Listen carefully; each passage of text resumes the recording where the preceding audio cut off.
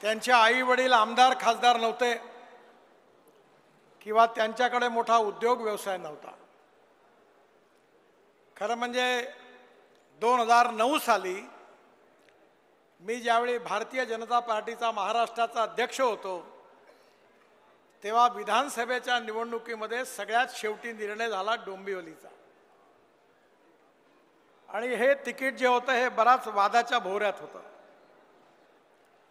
पण त्यावेळी मला विश्वास होता की ज्या व्यक्तीला आपण तिकीट देणार आहे तो पुढे महाराष्ट्रातला भविष्याचा मोठा नेता होणार आहे, आणि ते आज सिद्ध झालं। खरं म्हणजे योगायोग असा आहे की मी ज्यावेळी अध्यक्ष झालो आणि ज्यावेळी डोंबिवलीमध्ये गेलो होतो तेव्हा रवींद्र चव्हाण ऑटो रिक्षा युनियनचे अध्यक्ष होते आणि त्यांनी ऑटो रिक्षाबरोबर माझी मोठी यात्रा काढली होती। आता ऑटो रिक्षाशी महाराष्ट्र भाजपचं काय नातं आहे मला माहिती नाही, पण चंद्रशेखर बावनकुळे यांना जेव्हा भारतीय जनता पार्टीत आणलं तेव्हा ते ऑटो रिक्षा चालक होते। म्हणजे ऑटो रिक्षा चालक ते ऑटो रिक्षा युनियनचा नेता, असा हा 10 वर्षातला प्रवास आहे।